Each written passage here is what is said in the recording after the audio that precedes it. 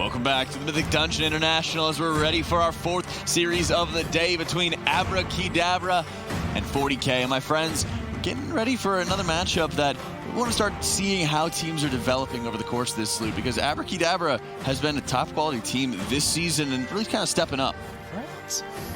Okay, work colleagues. Work colleagues. Certainly stepping it up on the side of Abrakeydabra. And, you know, the team that we touted in the last season, we just said this before the break, we've said this throughout the entire of the first season, and we're hoping for the second season, was 40K. They were a great story of improvement in the spring season, and they certainly brought it hard by the end of the third cup. But this is going to be a really difficult team to go up against for Abra, that is. And, I mean, you know, no surprise with the comps here coming out of the two teams so far. It was great to see the innovation from the last series, and hopefully that starts to catch on right now. But I don't know, Jack.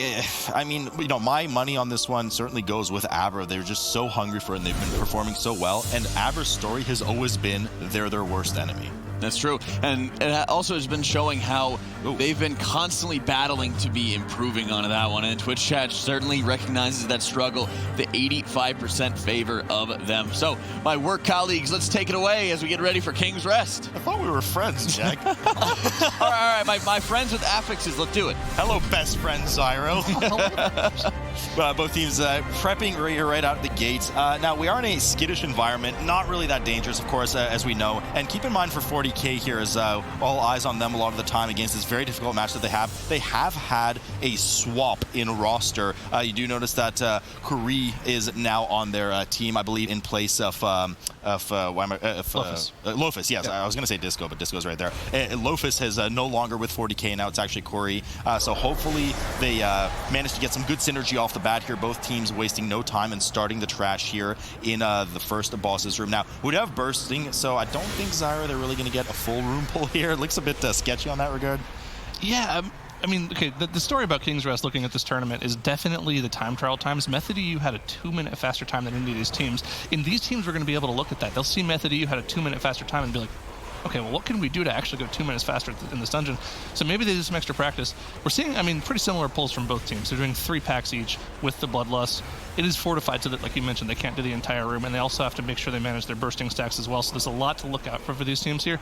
Skittish isn't going to be too much of a factor, so don't think that's going to play. But the bursting, definitely, whenever they start killing off these mobs, you're going to keep an eye on those bursting stacks and make sure that they don't keep rolling those stacks. Yeah, no, exactly. And there's the nice thing about bursting is it's always, well, I mean, hang on here. 40K already having a bit of a struggle. Igloo going down, and unfortunately, Lizelle following suit. There's no way they're going to be able to maintain the rest of this pull. Rentari goes down, Disco goes down, and it looks like a full team wipe coming here out of 40K. So, you know, I was just about to say bursting's not that dangerous in King's Rest, just because outside of, I would say, this room and Machimba's room, you just don't have high mob density, so bursting doesn't usually get too out of hand. But I suppose I spoke too soon as a full team wipe here for 40K. I did it again. That's my fault.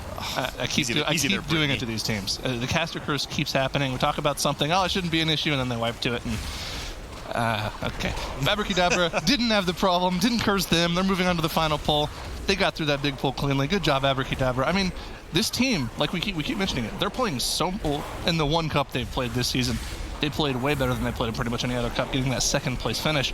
And I mean, that pull is not easy. That large fortified pull, especially with the bursting affix, is not easy. Seeing them be able to pull that off with no problems, looks good from them.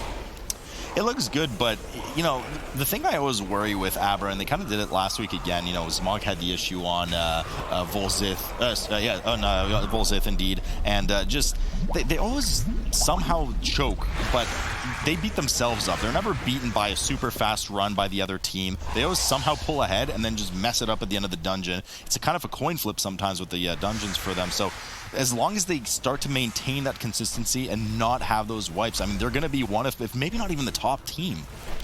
Yeah, and I mean, that like you mentioned, they literally are their worst enemy. Like you mentioned, they always just are the team that beats themselves. They never let the other teams win. So I wonder if that's something that they're like innately aware of, if that's what their problem is, and they maybe try to, like, you know, play a little bit more safe, maybe do something a little bit less offensive at the point in the dungeon where they could make those small mistakes. Like, for instance, right now, this is somewhere where sometimes we'd see teams pull the animated guardians onto the boss, and they're just not doing it. That's definitely a safer play. We've seen the statistics show from all of the pulls that we've seen from these teams that you wipe more to the boss when you have the animated guardians. Your tank goes down with those animated guardians on this boss instead of, pulling the animated guardians into the gauntlet, which is, I believe, 100% success rate so far. No, you're absolutely right, and I'm a big fan of pulling the constructs with the gauntlet, rather, especially now that it fixates the tank. And I mean, statistics don't lie. 100% of the time, if the tank goes down, they will die. 38% here on the Golden Serpent right now for Abra. Let's have a little check-in. 22% trash for them. 40K still working through this trash. They're a bit rattled and shattered by their wipe earlier. They, of course, committed Bloodlust to it and a fair amount of offensive CDs. Well, I mean, there's not really that many offensive CDs, I believe, present. In this group, you have the Adrenaline Rushes on the Rogue and SEF on the Monk, but still just kind of slowly moving through the rest of the trash. They're at 20% now, and they're only now finishing the last Emissary of Tides as the boss spawns, so they're going to combine it with the boss and try to catch up 85% behind versus Abra. Yeah, I mean, no, it is fortified, right? So the boss still doesn't have that much HP, but still 85% of a boss is a ridiculous amount even in fortified. We're talking that's probably somewhere in the realm of 8-9 million damage on HP on the boss. That's a lot. Yeah, and that's 1% higher than 84. That's substantial. That is the math. I checked it. Wait, hold on. Yeah, no, I just checked it on my phone. That is in fact the math. We do see Zamon going off to pull those 2 animated guardians into the gauntlet, like we mentioned we like seeing. So just definitely the statistics play from them. It's the safe thing to do. It'll end up getting here by about the time this trash is at half HP, and Zamok will be back to be able to deal with any of the healing or the debuffs on this pull. The problem is that 40K is actually not playing to the statistics, right now. They actually pulled the Guardians on top of the boss. We do know this has been particularly disastrous for most teams. They usually have a tank death. And now some teams haven't fully wiped to it, but there's always some kind of disaster that brews. The tank needs too much healing attention. Somebody else dies from the Spit Gold debuff. The tank goes down. There's just too much damage. A lot of issues that can happen. Abrakeydabra already working on the gauntlet here that moves in a counterclockwise fashion, starting with the back left pack. Of course, we have to chew through 4 different packs.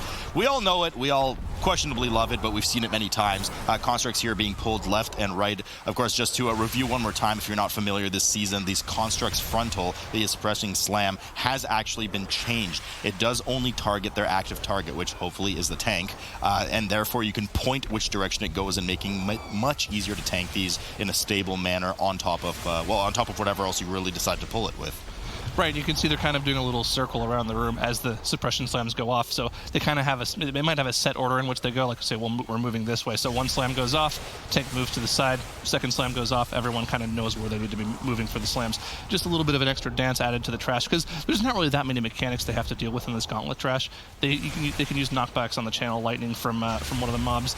There's a little bit of extra healing from the axe barrage from guard captain, but there's really not too much going on in this particular trash pull. So you really only have to pay attention to where the tank is facing the mobs. Should be no problem as Induced Regeneration gets interrupted there by Dr. J right now on his Rogue. Abrakeydabra sitting at 31% trash. They'll be probably in the low 40s by the time they're done with this. Zmok committing his 3-minute, if I'm not mistaken, Tranquility channel there on the group just to make sure everyone's nice and healthy through that axe debuff that you mentioned coming out of one of the captains there on the side. 40K, has dealt finally with the boss shield wall coming up in here from Rentari as they get in the room here and aggressively pull as quickly as possible. Problem is, outside of the kill speed of the trash in this gauntlet, you are limited by a bit of RP. There is time between packs where Shadow of Azul comes up and insults you and makes fun of you and then spawns the next pack. So it takes a bit of time for things to just spawn. So they're definitely a fair bit behind Abra, not to mention, I mean, already 25 seconds just worth of deaths between the two teams, Zyro. Not to make, like you mentioned, they're 25 seconds behind in deaths, and they're also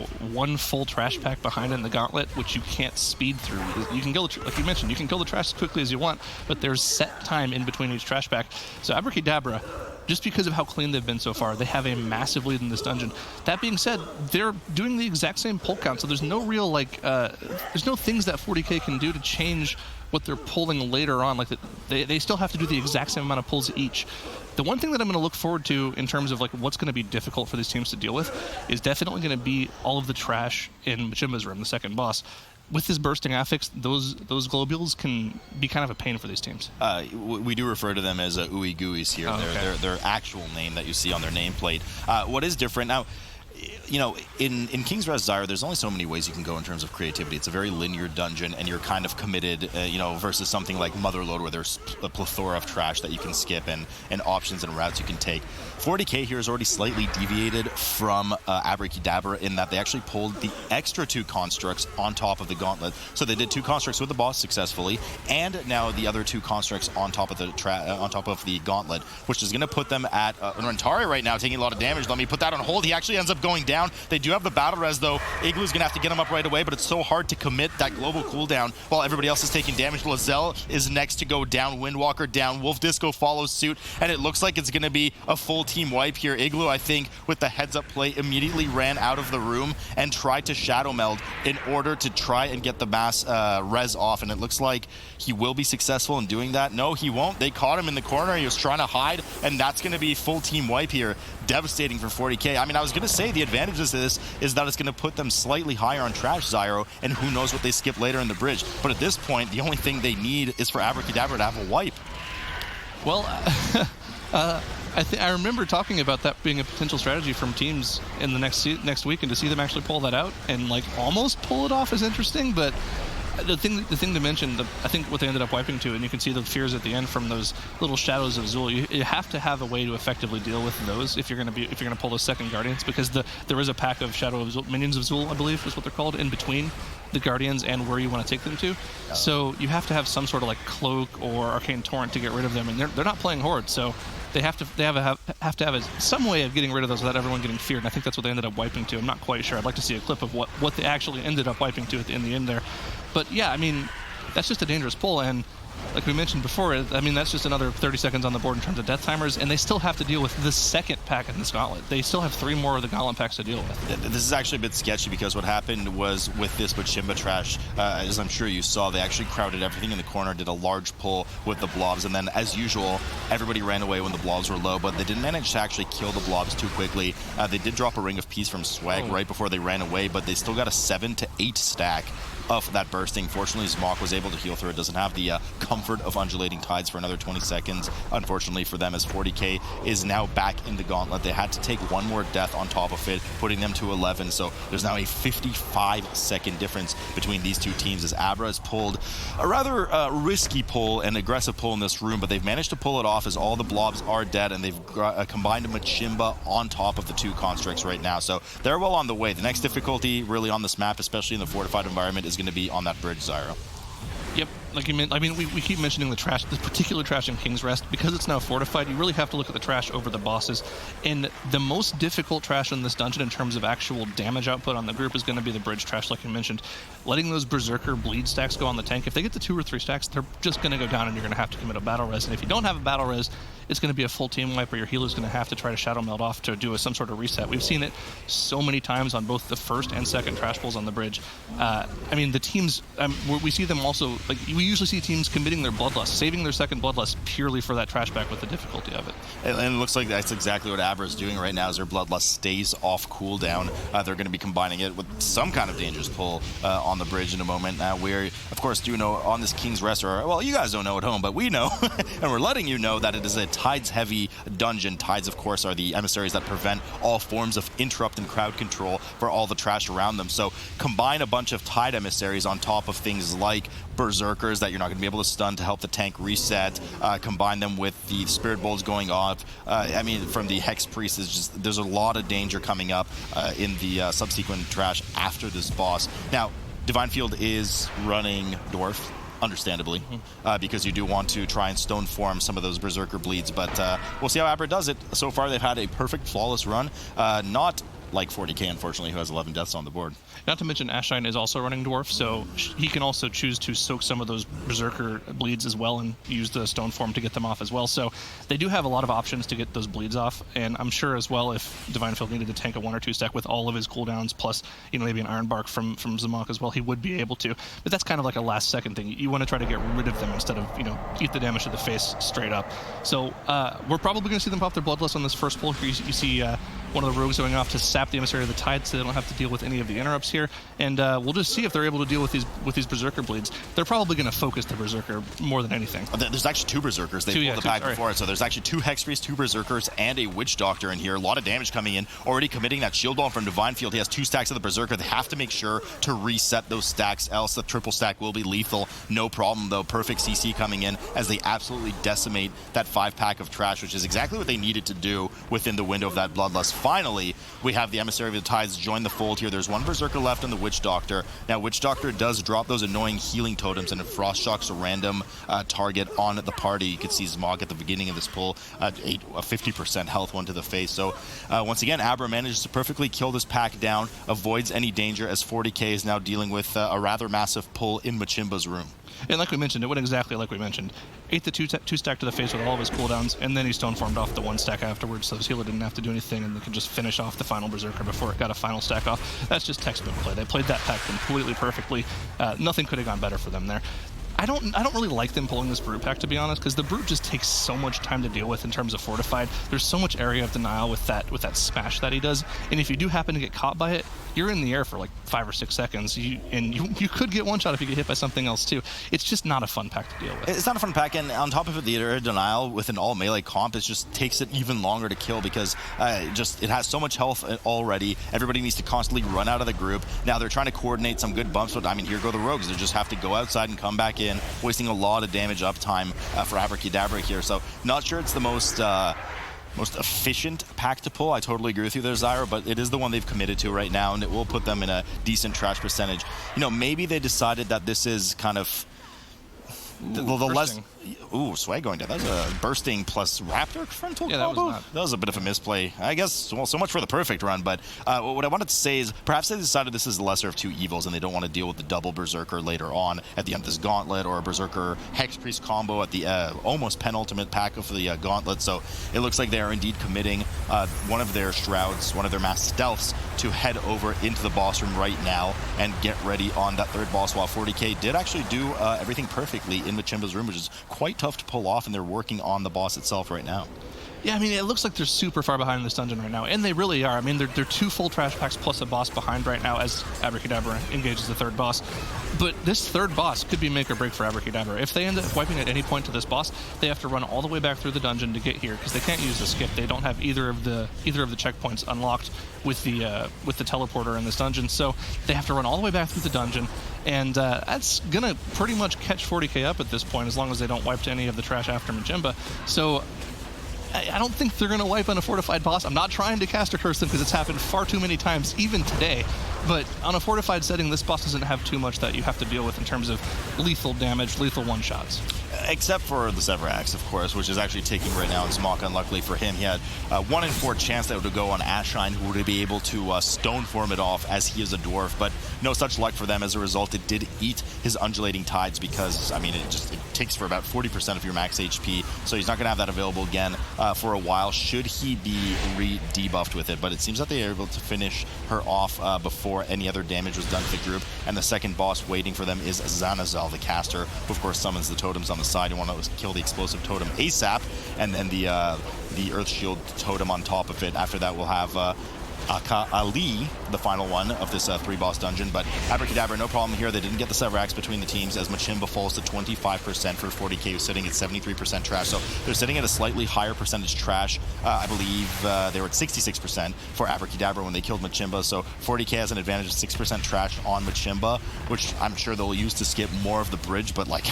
Man, they're so behind right now, Zyro. Well, what that extra trash lets them do is they skip that Hulk pack that we were saying we didn't like, because it's a massive time sink in terms of trash pulls in this dungeon. That pull pretty much takes more time than any other pull in the dungeon, purely because of the area of denial.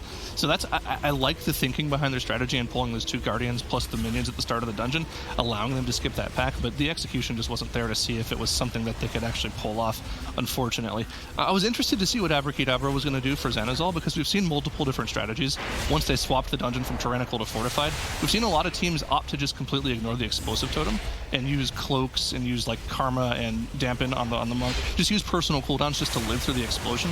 so that they could just focus on single targeting the boss instead of having to worry about the totems. But they opted to go for the safer play and just kill the totem, which makes sense because of how far ahead in the dungeon they are. Yeah, no, absolutely. A nice charge here to the side right now as the depleting backhand comes in and hits Divine Field. Fortunately, his is roughly 1 in 4 chance to parry it and not eat the debuff that makes you take 200% increased physical damage did not land, so he was able to just sit on top of the boss there and keep DPSing, and the group did not have to chase the boss around in a Benny Hill style circle. So no problem for them right now as the next barrel through comes up. Dr. J vanishes the cast at the very last second, forcing the boss to recast it.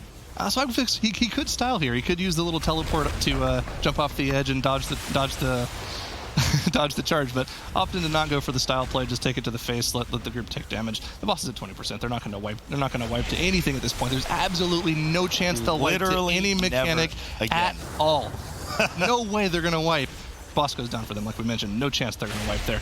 And then for the rest of the series, you mean? Oh yeah, forever. They're done. They're never wiping ever again. Abrakeydabra 2-0ing easily for the rest of the tournament. They have 2 trash packs left to deal with before the Shadow of Zul, and then of course after that they're just the final boss in the dungeon. Final boss of the dungeon, and they still have so 16% trash on the board, as you mentioned. They'll have to get to 96%, so only 12% more, because we do know that the Shadow of Zul, as you mentioned, Zyra, gives that remaining 4%. Forty here sitting at 79% trash right now, and looks like they'll be skipping the majority of the bridge once they're done with this pack. They're actually cleaning up the middle of the bridge already, so it looks like they're pre-exposing themselves, and they actually commit Bloodlust here, which does make sense because it is a fortified environment, so I'm not too mad at that option right now. It's a pretty heavy pull. I mean, they're certainly not going to get it back up for King Dazar at the end of the dungeon, so that's their final Bloodlust right now, as Abra is sitting at 91% trash, and they're getting ready to pull the last 3 mobs that you see just on the right side, now top of the screen in front of you, the Hex Priest, the Beastmaster, and of course the Honored Raptor, and then after that they'll move over. But here's Disaster for 40k right now, Zyro. Yeah, Resto and both of them went down to Berserker Bleeds and residual damage in the group. That's a dangerous pull, but here's the thing. I like this. This is actually interesting. This is a fortified dungeon using your Bloodlust on a very large double or triple pull. It makes sense if you can consistently pull it off. And I mean, unfortunately, they haven't been. They didn't do it here, but I would assume based off of their time trial times that they were able to pull it off in some capacity, in order to make that their strategy, because you don't just commit to doing something like that in tournament play if you're not confident in being able to pull it off.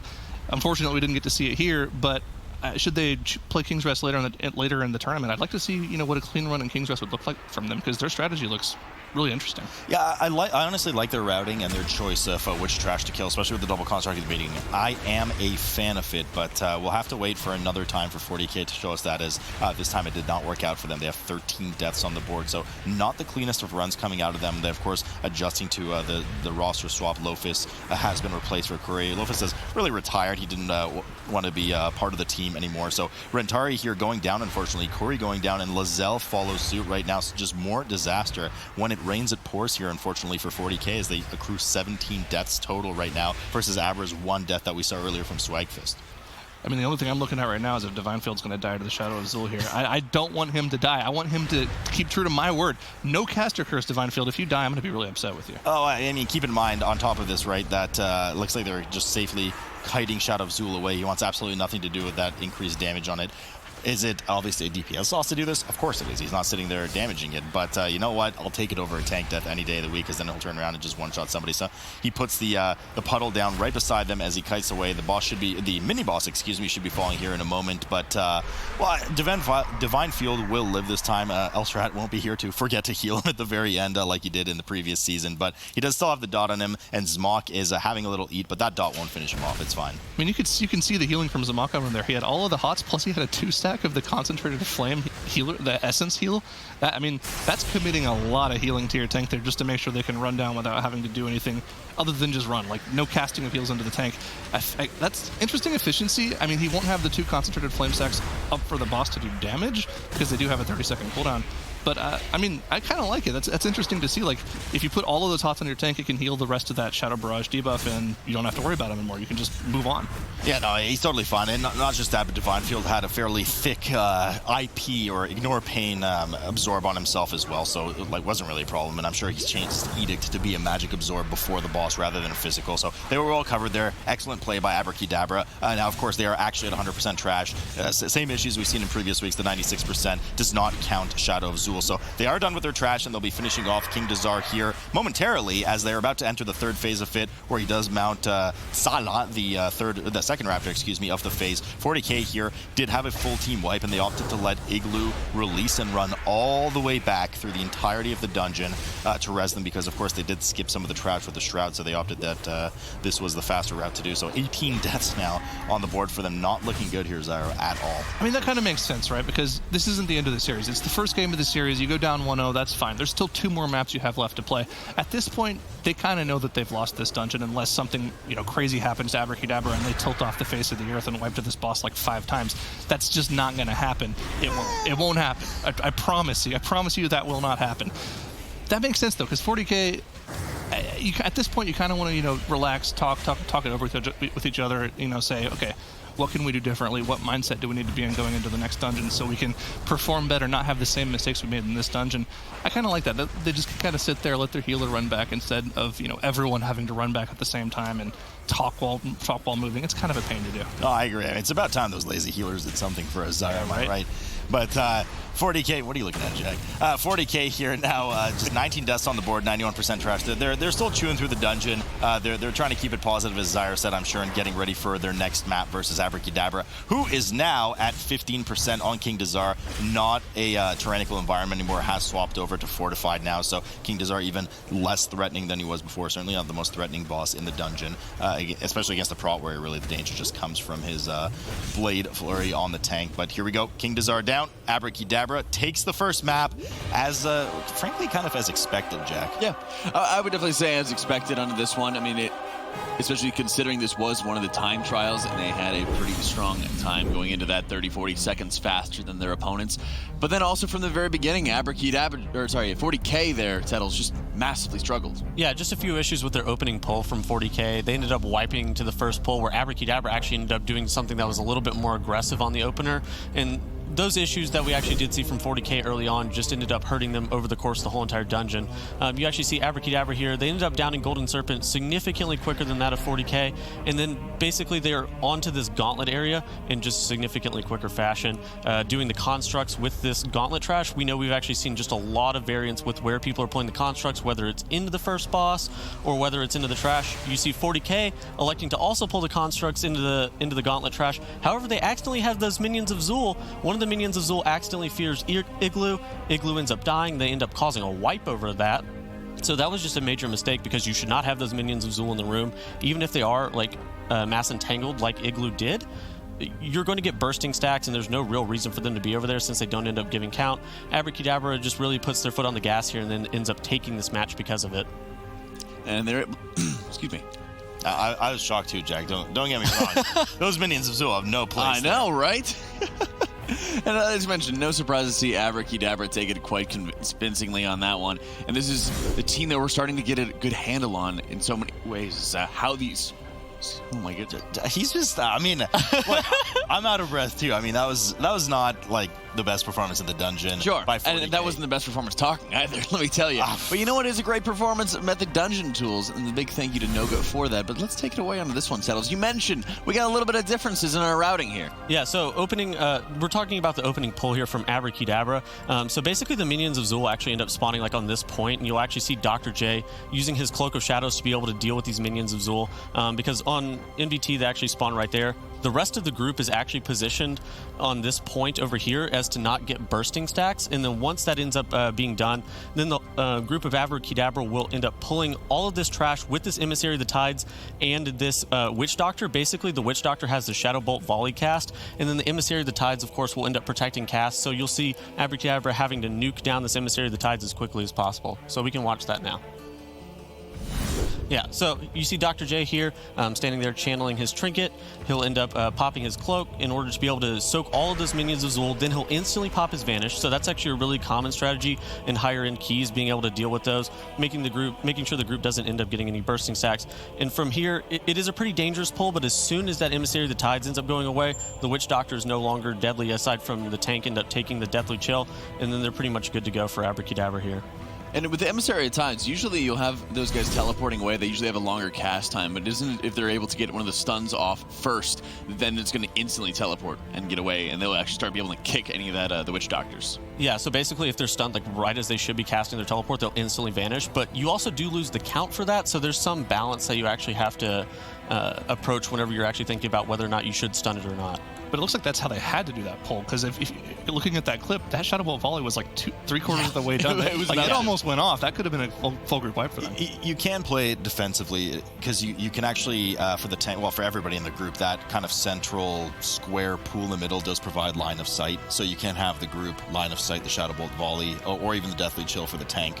I mean, I know when the healer doesn't heal me and I have to run away during those, but you can play it. But obviously in a race environment, tournament environment, they're looking to just delete that trash as quickly as possible. And we'll have to start focusing a little bit. I'll have to focus more on those routings because it is so important for these guys, and especially when we're going into the next series onto Motherload. So don't go anywhere, guys. Game 2 coming up on the other side of this break. We're back as we're getting ourselves ready for game number 2 between Abra and Fourty. And of course, if you like to support WoW Esports, be sure to check out the Transmorpher Beacon or Horde Alliance fireworks as proceeds go to the prize pool for BlizzCon at the end of the year. Hello everyone, I'm Jack, and joining me for this next round, we've got Sloots, Zyronic, and Tettles. And my friends, we're going into the Motherload. And Tettles, on this one, you're grinning on this one. You excited for this one? We're acquaintances. We're acquaintances? Oh, you know, what do we have on this one? Double Unholy Death Knight coming into this one. And one side's got a Havoc Demon Hunter and Unholy. What are you making out of this, Tettles? It's crazy. So the 40k comp seems pretty standard. With the Havoc Demon Hunter ends up buffing the Unholy DK damage. The Abrakeydabra comp is a little bit more like a bigger question mark. Yeah, it's pretty strange. We're going to see how they end up using Unholy DK. I feel like they need to be able to pull around it very specifically to make it work, though. I wonder if we're going to start seeing a lot of those partiers, a lot of the neutral mobs coming into play and some of these insane pulls just to be able to crank up a lot of that damage, because they're going to be kind of fighting a little bit of damage here as we're getting set for game number 2 between Abra and Fourty. Zyra, you look like something was on the tip of your tongue there. Oh yeah, he mentioned question marks, maybe 8 to 12 question marks, something like that. That means careful. That'll get you move on it easily. And that's right. Abra, yeah, I mean, the double Unholy DK, I mean, you gotta have some kind of drop-off diminishing return when you have too much AoE damage, unless they pull around it, right? I'm not talking about the DR literally on the amount of mobs you have, but the fact that, you know, one DK could be pumping out 500 to 700k on any given pack.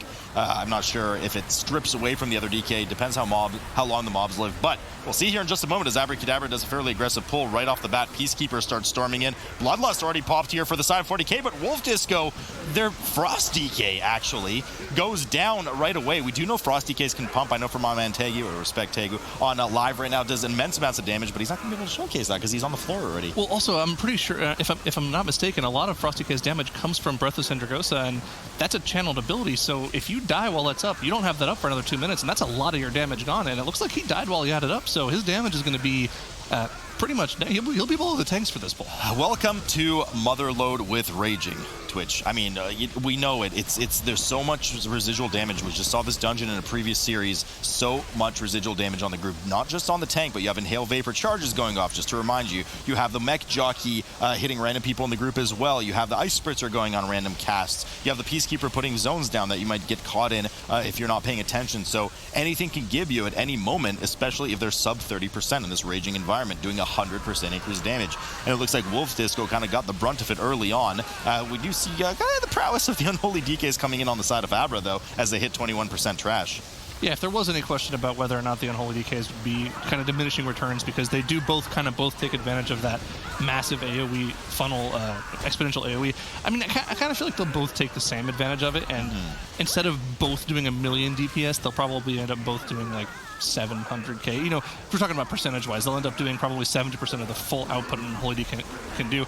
But that being said, if it's played properly, if you pull around the Unholy DKs, it probably should end up being more damage just for the AoE pulls. And it kind of makes sense that they're going for the Unholy DK stack as well, because we've been mentioning it for the past 2 weeks. Every single time we see Unholy DK, the problem we had with them before was their single target damage was pretty lackluster, but it doesn't seem like that's an issue anymore. It seems like they can keep up or even do better than Outlaw Rogues. No, you're absolutely right. And, you know, I do make the question, I wonder if they didn't need Shrouded for this fight, for this dungeon, if they didn't Mass Stealth from Dr. J, would he have played a Havoc? That would have been a pretty good combo with the 2 Unholy. So, interesting interesting note there, but I mean, just the power of Mass Stealth we know is just too high in these dungeons. It's almost needed for a lot of the speed running. So 33% here for Abrakeydabra. They're rearing up for another pretty aggressive pull here as 40k sits at 20% and just now finishes off the rest of the pack. We do finally see some of that shining Frost DK damage coming in there from Wolf Disco, topping the meters easily, but they need to get a move on already. There are 1 death on the board. They lost a ton of time on the first mass pull because of Wolf Disco's very early death. And I want to point out, this is that exact same pull that Method and Nate did earlier that I highlighted, but this pull is getting absolutely decimated by the 2 unholy DKs. They're not going to have any issues with raging because everything's going to be dead before the important raging combos are. Want to point out right now, this is the dangerous part of the fight though. 2 addled thugs, 1 of them is still raging. This is the only point where any of them has a chance to go down. You see that charge go off on Ashline, instantly dropped to 20%. He's healed to full before the next one goes off, so they should be totally fine. That was really the only dangerous part.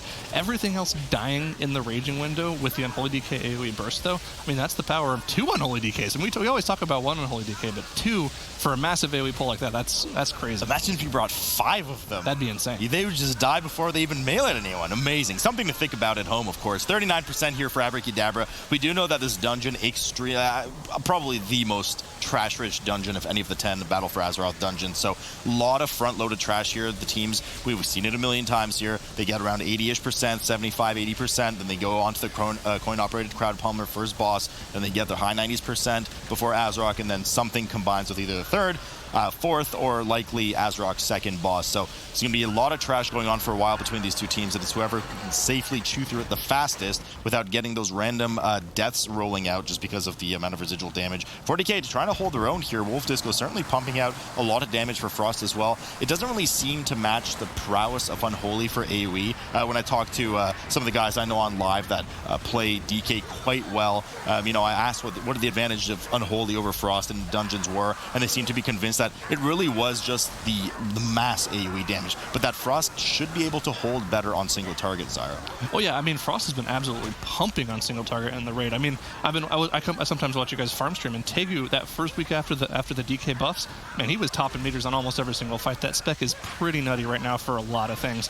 Got to be a little careful with trash on the side of 40k. Curry almost went down, procced his cheat death, and was sitting in Grievous range for a long time, but fortunately didn't die. A little bit dangerous, but once again, we're going to see what the Unholy DK can do. They're pulling trash on top of the boss with Bloodlust. They've saved their Bloodlust to this point, actually. They haven't used it yet. I don't know how we didn't cover that. We just totally missed it because of what the Unholy DKs were actually doing without it.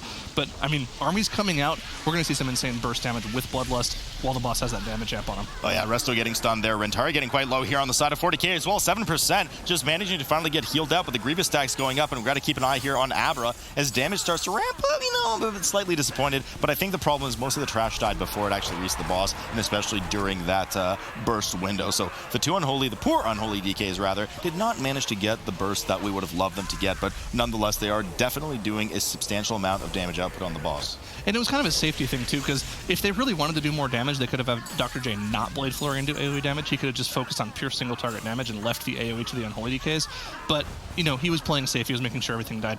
On the side of 40k, like we mentioned earlier, that cheat death proccing, it came back to bite him. Curry went down. They don't have a battle res for him, so he's just going to be dead for the rest of this pack. Rentari dropping incredibly low. Wolf Disco also going down. There's only 2 mobs left. Are they going to be able to finish these off with just Lazzle? That mech jockey needs to die immediately for them to have a chance here. The problem is the addled thug was not only enraged, but he had inhaled vapors. That's 100% increased damage from raging, 50% increased damage from the inhaled vapors, which is why you were just talking, and Rentari went from 100 to 8% in one hit. That thing is hitting substantially harder than pretty much any boss in this dungeon will. So, I mean, he luckily kind of tanked it to the face. They did manage to finish it off, but the problem is you had the enraged mech jockey as well, shooting all of the melee nearby for random hits, and then, I mean, they just finished off almost the entire group. So 4 deaths, fortunately did not get the full wipe here. Abrakeydabra already killing the boss, and yeah, I'm nudging you, Zyro. Here comes the big pull. Let's see what the double Unholy gets to do here.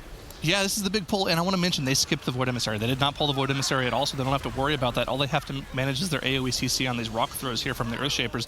And I mean, with 2 Unholy DKs, I can't imagine this is going to be difficult. It's just going to instantly melt. I mean, look at the damage here. Everything is just going to that. I mean, that's beautiful. Everything just died.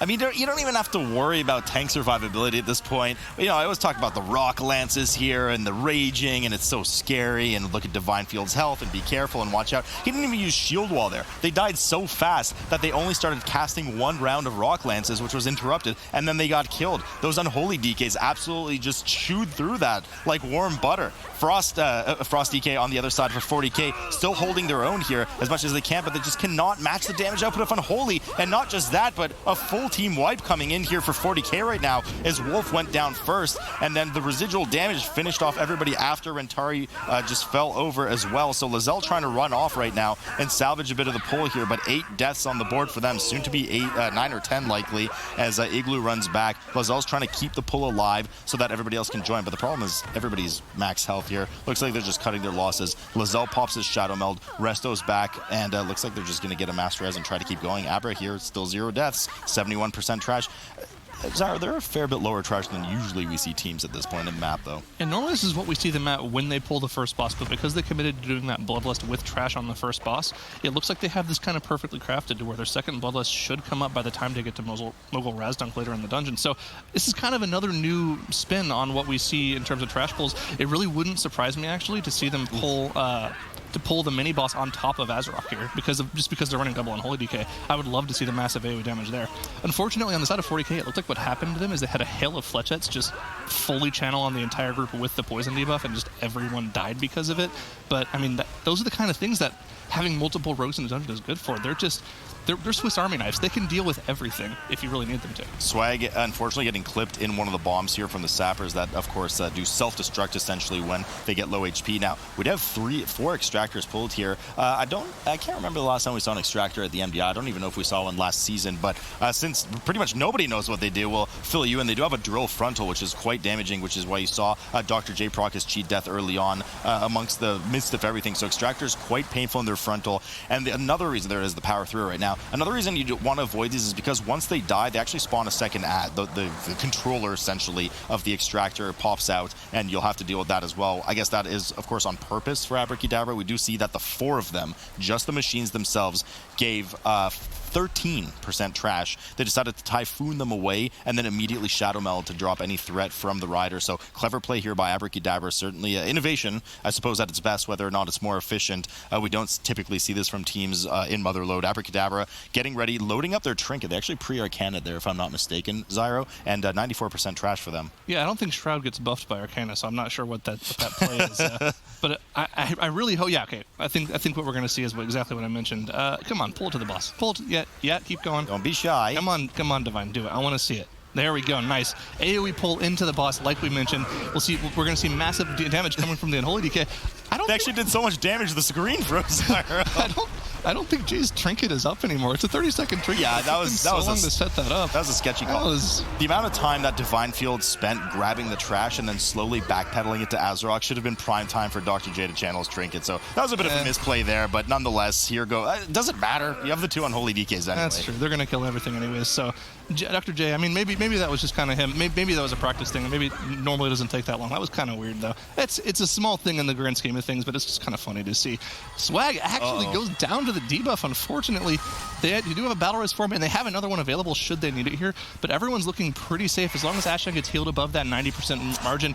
But there's Grievous stacks everywhere right now. They're kind of in danger. They're kind of in danger right now. Swag goes down to 2%. Dr. J goes down. He doesn't have the cheat death from earlier. Swag immediately death packs, tries to heal himself up. Ashen taking a huge amount of damage too. They do have one battle res. Immediately Zmok tries to get J up. He does have the res pending, but all of these mobs are enraged, plus Grievous stacks ticking around on the group. Zmok props Undulating Tides. It consumes through the entirety of that absorb as well. There's Earth Rages running around, and there's enraged trash on top of it. So that was really scary there for a bit. They had to burn both of their battle reses. Swag taking another bleed to the face.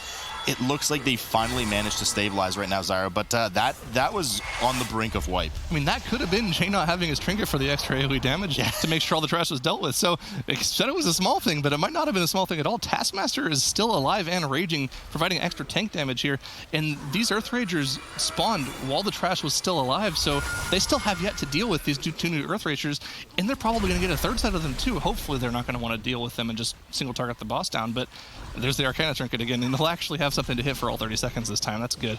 But I mean, that was that was not clean at all from them, but the fact that they didn't wipe it's still impressive, right?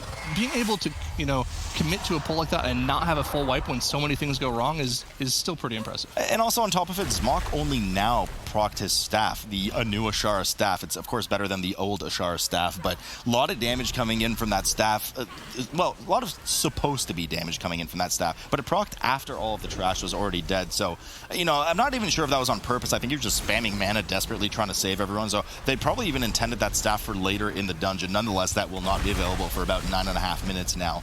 Azarok here, 3% on the board. They have finished off their trash. They pulled one of the little squirmy wormies on the side and cleaved it on top of the boss. There they are. They're done with their trash. They're just going to go straight to Rixa Flux Flame, followed by Mogul Razdunk in order to try and finish this series off 2-0. As 40K has dealt with the coin-operated Crowd Pummeler. They're sitting now at 9 deaths, so an extra death on the board since we last visited their screen on the side there, and are only 65% trash, so even lower trash than Abra was at this point in the dungeon, and we typically don't see this from teams, so I guess they're also going to pull the drills. We'll see. I think the Extractor, it must be new tech or something that people just figured out this week, because we've always known that they give a lot of trash count, but normally people wouldn't want to commit to pulling them because you had to save, well, in previous seasons, you had to save your Shadow Meld for Reaping, especially after Azarok, whereas nowadays you can save your Shadow Meld for after Azarok when you're running to Rixa, so maybe the timing works out this season where it didn't last season, because you do, like we mentioned, you have to Shadow Meld off the drillers. They're not something you want to deal with. The Extractors are what gives the mob count, so it must be some new tech that was literally just figured out this week, because that's brand new from anything that we've seen before in Motherload. Brand new indeed here, and we have Rixa now at 98% from Abra. Should be pretty clear sailing for them. They don't have to deal with any dangerous trash. Both of these, well, at least one affix is purely trash only, so Raging is completely out of the equation here for Abra. They've already dealt with 100%. They're in a fortified environment, so the bosses are even easier, so Abra should be primed to take this map. Now, there's a bit of time left. Caster Curse, but it's not gonna happen, Zyra. No, there's no way. No chance. No, there's actually no chance at this point they're gonna lose the dungeon. 40K sitting at 10 deaths now, so they've gotten another death on top of it. 72% trash for them. And I don't think they've actually pulled any of the drills on the side. Wolf Disco going down one more time for good measure. 11 deaths on the board for them. They're going to look to res them as they finish off the rest of this trash. They do actually have one Extractor on the side there that I saw. And Wolf indeed did release and is now running back on top of the pack from coin-operated Crowd Pummeler Zone, because that's where they got the checkpoint on the recent boss kill. Yeah, it's a little unfortunate that we couldn't fully see the extent of the Frosty K here. I mean, he did mention in the MDI Discord right before this that he only had a couple of hours of practice on this, so it must have been in those couple of hours of practice they had in this dungeon something that they thought was really good when they practiced it. So it's a little unfortunate that it didn't quite pan out in the actual dungeon play. But I'd love to see them, pull it out again later and have a good run with it, because I want to see how it can actually do, because there have been a lot of buffs in the past couple of weeks that specifically the patch that nerfed Outlaw Rogues. They buffed a lot of classes, and I think a lot more classes are going to be viable in MDI play, so it's good to see them come into play. In, like you mentioned, it's a little unfortunate that they aren't particularly playing well when they're playing them, but that has nothing to do with the class. That might be some unfamiliarities with spec and kind of being not comfortable playing it in tournament play. It's just a little unfortunate. I mean, when you practice 4,983 dungeons with nothing but rogues, and then all of a sudden the meta starts to open up in different ways and have the possibility for new classes to come in, it's hard for these players that are so accustomed to rogue, let's say throw a Windwalker and Unholy DK in there as well, to all of a sudden flip things on their head unless they play these classes on live. I don't really think Disco is very familiar with those classes on live. I used to raid with him. I know he likes his ranged classes. He's more of a Warlock player, plays Shadow Priest sometimes, so for him to just kind of out of nowhere pick up Frost DK, knowing how strong that class can be, but not being able to just master it within those 2 hours, certainly speaks to some of the issues he's been having this dungeon. But rest assured, Zara, I mean, I do agree with you. They are very strong right now on live. It's a well-known fact, or hopefully becomes a well-known fact. Well, and it kind of makes sense, because going from a ranged player to a melee player is a completely different experience. As a ranged player, you have so much more time to react to mechanics, whereas when you swap to melee, you have to have a lot better reaction time, and you have to understand your positioning a lot better as a melee player. And playing Outlaw Rogue is kind of cheating, honestly, because you have the extra melee range, which makes it so you have a little bit extra time to react to stuff. And on top of that, you're kind of immortal with Cheat Death and Leech and a whole bunch of extra mechanics that give you more survivability. So going from a range to an Outlaw Rogue is not that big of a leap, but going from Outlaw Rogue to other melee. There's a lot more that you have to deal with in the dungeons. Yeah, a bit curious as well. I kind of just peeked some messages here as well, and looking at the builds. One of the mainstays of Frost DK is that Breath of Cindergosa damage, which he's not spec'd into. He has Ice Cap. I'm not really sure why. I mean, granted, I'm not a master Frost DK. Tanking is my domain. That's where I like to spill my guts out on and have info on. But, correct me if I'm wrong. I would assume Breath of Cindergosa is what you want to play in these dungeons. That's at least what I see the Frost DKs on live playing. Could be a different environment there.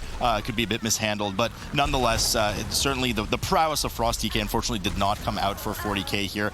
But even beyond that, Zyro, I mean, just 40K entirely, like, we can't place blame on Wolf right now by any means. Oh, no. They're just having struggles in these past 2 dungeons that it was not really like akin to the midway through the season and the spring season, so they really haven't found their stride yet so far. I mean, yeah, the wipes, like you mentioned, the wipes that they've had so far have had nothing to do with the classes they play. It's just fundamentals in the dungeon, understanding how they're dealing with the pulse. They let a full hail of Fledgettes get off without a stun. That could have just been like an assignment that was missed. That's something that's not going to be different based off of the class you play. Because, I mean, typically speaking, when you have buttons that do the same thing on class to class, like, for instance, on Rogue, your Gouge should be the same button as, like, your stun on a DK. Hopefully it would be. That would make the most sense to me. But it shouldn't be an issue in terms of, like, what button you hit to deal with a certain mechanic. It's just an uncomfortability with how they're running the dungeon. Maybe their strategy wasn't completely panned out. It's just kind of unfortunate to see. But maybe it was, it could have also been that they're just not that well practiced in this dungeon this week with these affixes. You never know. I mean, this dungeon's nasty with raging. Yeah. The thing is, this dungeon's nasty with everything, unless you throw, like, volcanic and, I don't know, skittish or something in there, which is not going to happen because we love to see the players suffer. I mean, because we like to give them a challenge, of course. But Mogul Raznak here at 7% on the board right now for Abra. They're about to finish off the dungeon. Only 3 deaths on the board. A bit of sloppy. Well, I wouldn't really say sloppiness. It just seemed like a very dangerous pull. But they do manage to finish off the match 2-0 against 40K and will be moving on in the upper. 40K, of course, not out of this yet. They can make a stride through the lower bracket, but that itself probably won't be very easy with some of the caliber of the teams this week, Jack. Not at all. Abrakeydabra moving on, as you mentioned previously, and 40K just looking not impressive onto this one, Tettles. Maybe it's something that they're already expecting to be dropping into the lower bracket. We've kind of discussed that a little bit previously. Going up against top-seeded teams, top-tier teams, you're saying, okay, well, my better luck will probably be making a very big run later on. But 40K, even just the wipes that they were making, wasn't even just a lack of practice, maybe just a lack of focus. Maybe it's a lack of synergy, too, because with replacing a player, there's just like some innate synergy that they've built up over many cups that they've just lost. Abrakeydabra, though, busting out this double Unholy Death Knight and putting it to really good use for a lot of the pulls that they actually did end up doing. They did a lot of weird pulls. We saw the 4 extractor pull, which was really questionable. How they ended up gripping that enchanted emissary there whenever they're pulling into Crowd Pummeler and then using the Ursul's Vortex in order to be able to deal with that enchanted emissary was very good by Abrakeydabra. And then, of course, Dr. J kind of patting on the trash that the Unholy DKs needed, but that's neither here nor there. And then 40K just ends up bleeding a few deaths to some of the trash there. And it may just actually come down to synergy, like I was saying. Just they're not as practiced with one another, so they end up making unconventional mistakes that like a more practiced team would not make. Abrakeydabra, again, pulling to the double Unholy DK's advantage, pulling straight into Azrock with all of this trash and using that as a damage funnel for them to be able to gain significantly more single target and more damage on Azrock while they do DPS it down. Yeah, speaking of damage onto that one, I mean, Shine did 104K overall DPS. Swag, I think, did about 88, almost 90K onto that one. So insane overall damage that they're going to be pumping out onto that one. So this is very impressive. Yeah, very impressive. And a lot of Swag's damage that he lost was because he had a couple of spot deaths in the dungeon, so he might have had some CDs rolling during that. So just crazy amounts of damage coming at Abra. But, one thing I just want to focus on for a second is not just necessarily the micro of Disco's Frost DK play. We talked a lot about it. I mean, the guy, it was his first time playing DK.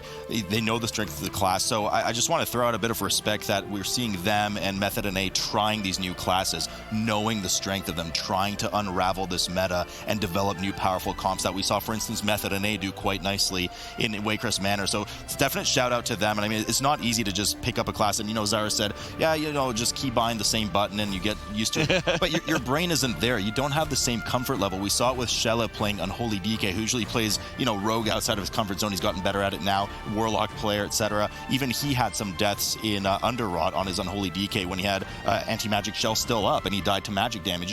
You don't have that kind of muscle memory to think about these things until you put in those hours of practice. So it's just something that 40K has not yet had with this comp. Sure, definitely props to them for working on bringing some new things to the table into that one. We also see some differences, for example, in terms of routing. So let's take a look at that one. Teddles is the clip you got for us. Yeah, so after coin-operated crowd pummeler, this is a very dangerous pull that most of the time we actually see teams will end up wiping on or just having major mistakes, especially in a raging environment.